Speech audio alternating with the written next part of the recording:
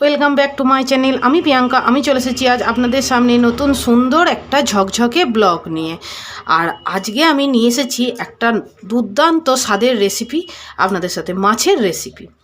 এখানে নিয়েছি ছটা সাতটা মতন পাবদা মাছ। পাবদা মাছের আজকে করব অনুষ্ঠান বাড়ির মতন পাবদা মাছের ঝাল। তাহলে চলুন ভিডিওটা স্কিপ না করে পুরো ভিডিওটা দেখতে থাকুন।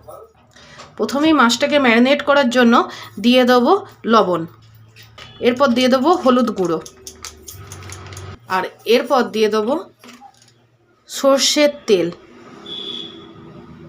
এটা একটা টিপস, সর্ষের তেল দিয়ে যদি কোনো সামুদ্রিক মাছ বা গঙ্গার মাছ ভাজা যায় না, মানে তেল দিয়ে এরকম ম্যারিনেট করতে হবে। তারপর হচ্ছে সেই মাছটাকে যদি কিছুক্ষণ মিনিট 10-15 যদি এরমভাবে রাখার পর যদি ভাজা হয়, তাহলে কিন্তু যে ছিটকায় মাছ ফোটে সেটা কিন্তু ফুটবে না।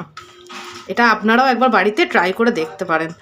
গ্যাস জ্বালিয়ে দিয়েছি, গ্যাসে কড়াই বসিয়ে দিয়েছি, আর কড়াই তেতেও গেছে খুব ভালো করে। এবার আমি দিয়ে দিচ্ছি সর্ষের তেল মাছ ভাজার জন্য।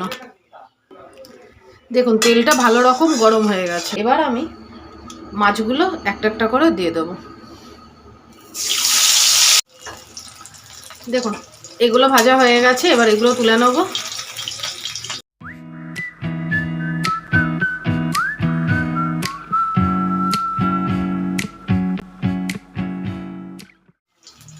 দেখুন এগুলো ভাজা হয়ে গেছে, এবার তুলে নেব। তেল আমার এতটা লাগবে না, তেলটা আমি কমিয়ে নিচ্ছি। তেলটা আমি কমিয়ে নিয়েছি, যতটা পরিমাণে লাগবে নিয়ে নিয়েছি। এবার আমি তেলের মধ্যে দিয়ে দেবো কালো জিরে,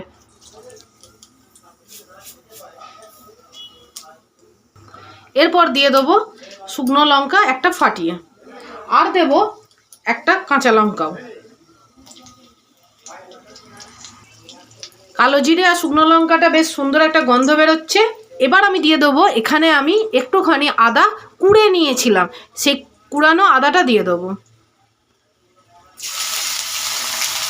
আর দিয়ে দেবো একটা মিডিয়াম সাইজের টমেটো, এইভাবে কুচিয়ে নিয়েছি, দিয়ে দেবো।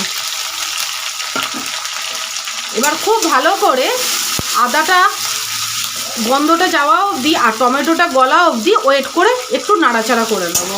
লো টু মিডিয়াম ফ্লেমে একটু ধৈর্য নিয়ে আদাটা আর টমেটোটা কষতে হবে।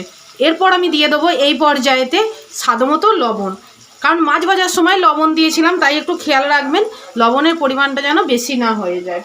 আর দেব খুব সামান্য পরিমাণে হলুদ, আর দেব কাশ্মীরি রেড চিলি পাউডার। দেখুন মশলা থেকে একদম তেল ছেড়ে দিয়েছে। ঠিক এই পর্যায়ে আদাটাও গলে গেছে, মানে নরম হয়েছে, টমেটোটা একদম গলে গেছে। এই পর্যায়ে আমি দিয়ে দেবো পোস্ত আর সর্ষে কাঁচা লঙ্কা একসাথে পেস্টটা। এবার একটু নাড়াচাড়া করে নেব, আর দেব অল্প করে একটু জল, খুব অল্প পরিমাণে দেব একটু জল দিয়ে একটু ভালো করে ফোটা অবধি ওয়েট করব। এই পর্যায়ে আমি দিয়ে দেবো চিনিটা কিন্তু দিতেই হবে। চিনিটা দিয়ে দিলাম, এবার একটু নাড়াচাড়া করে দেবো। দেখুন ফুটে যাচ্ছে খুব ভালো করে।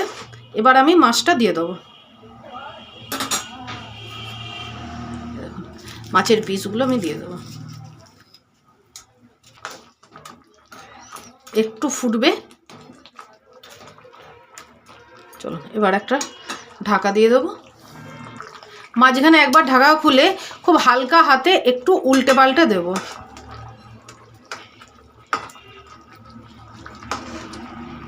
ব্যাস একদম। এবার আমি দিয়ে দেবো চিড়ে রাখা কাঁচা লঙ্কাগুলো। তাহলে কি হবে, খুব সুন্দর একটা কাঁচা লঙ্কার না স্মেল বেরোবে, যেটা দারুণ লাগবে।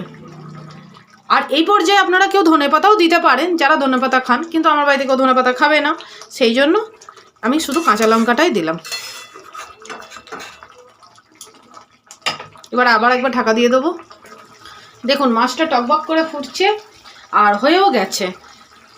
এই পর্যায়ে আমি দিয়ে দেবো সর্ষের তেল, কারণ পোস্ত আর সর্ষে বাটা যেখানে থাকবে সেখানে একটু সর্ষের তেল না দিলে ঠিক জমবে না ব্যাপারটা, তাই না বলুন?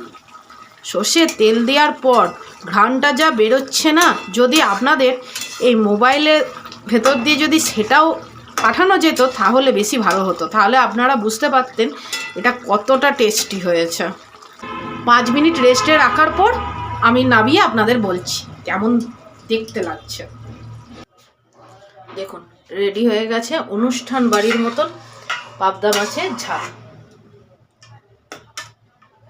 দেখুন একদম রেডি হয়ে গেছে অনুষ্ঠান বাড়ির মতন পাবদা মাছের ঝাল, যেটা দেখতে অসাধারণ লাগছে, অসাধারণ।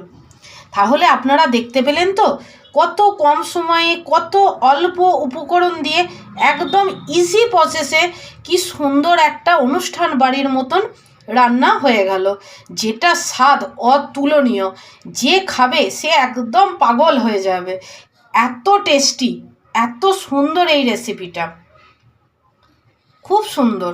আপনারা একবার বাড়িতে এইরকমভাবে বানিয়ে দেখবেন পাবদা মাছের ঝাল। বাড়িতে যাকে আপনি খাওয়াবেন সে একদম আপনার প্রশংসা করবেই করবে। তাহলে ভিডিওটা আপনাদের কেমন লাগলো? আশা করি ভালো লেগেছে। যদি কিছু ভালো লেগে থাকে তাহলে প্লিজ ছেড়ে যাওয়ার আগে আমার চ্যানেলটাকে সাবস্ক্রাইব করে দেওয়ার অনুরোধ রইল। প্লিজ আমার চ্যানেলটাকে সাবস্ক্রাইব করে দিয়ে আমার পাশে থাকবেন, একটা লাইক দেবেন আর কমেন্ট করে জানাবেন কেমন লাগলো আজকের ভিডিওটা। আর এই রকম সুন্দর সুন্দর রেসিপি পেতে চাইলে প্লিজ আমাকে কমেন্টে জানাবেন। আজ এ পর্যন্তই, টাটা।